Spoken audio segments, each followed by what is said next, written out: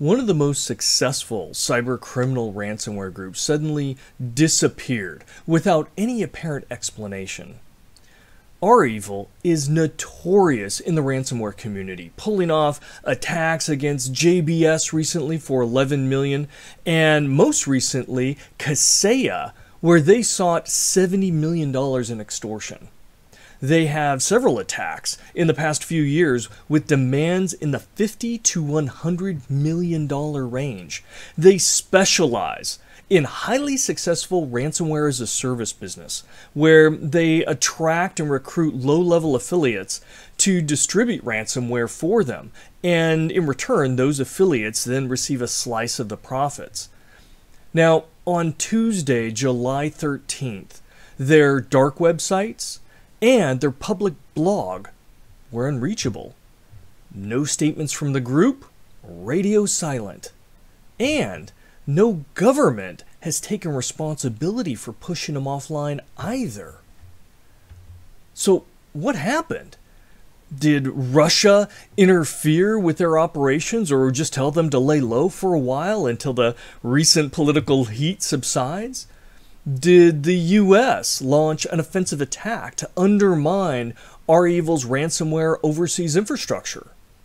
Perhaps they're just taking a vacation to spend the hundreds of millions of dollars fleeced from victims and will return from Macau or wherever when all the money runs out. Now, I posted a survey to my LinkedIn community of almost 200,000 followers to ask my cybersecurity colleagues what they believed.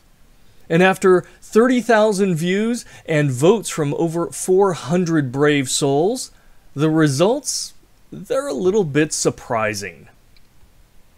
So what we see out of this survey is the most popular sentiment was rebranding, which has emerged to be a common cybercriminal tactic when success has overly publicized their brand in the public eye.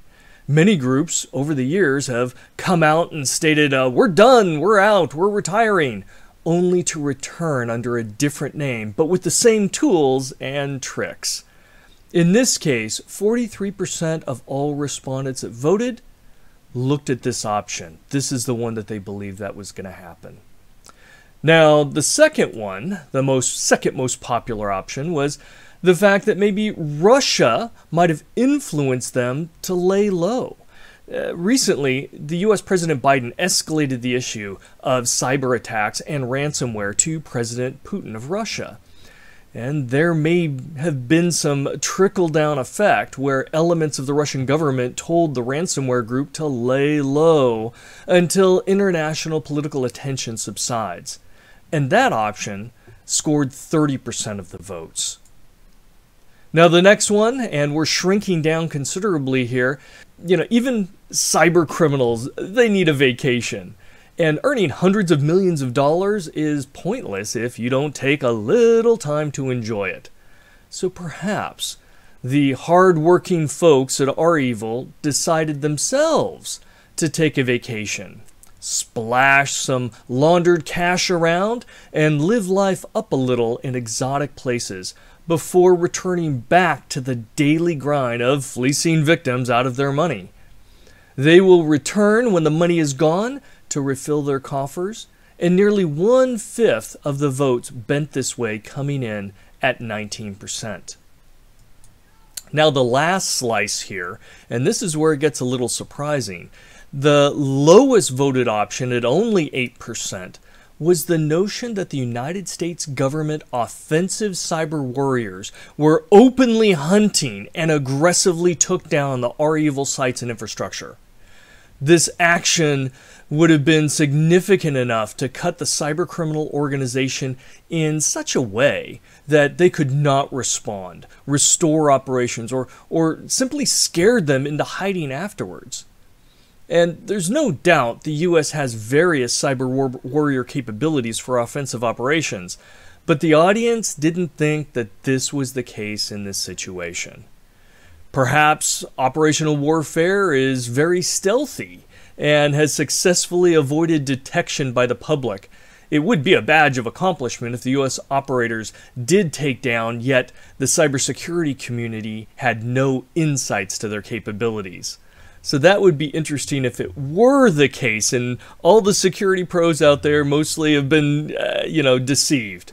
That would be interesting.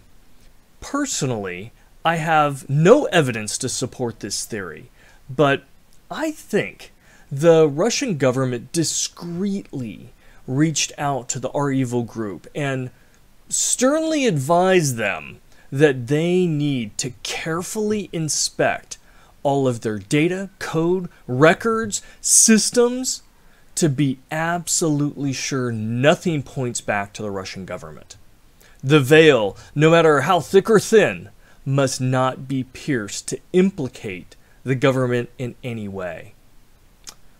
And because of that, I think that REvil voluntarily took down their sites, their infrastructure, tools, communication outlets to scrub and clean any possible links, messages, references, infrastructure pointers, Easter eggs in their code and communications that could implicate a connection to the Russian government. After which, they'll probably take a short break and be back to normal, perhaps with a new name and new marketing collateral. That wouldn't be a surprise. So there you have it, the results of the LinkedIn survey. Thanks to all who participated and left insightful comments. Perhaps the coming days or weeks, those events will reveal precisely what happened. But until then, even the wildest theories are possible in this crazy world of digital cybersecurity. Thank you for watching, and be sure to subscribe to catch all the Cybersecurity Insights weekly videos.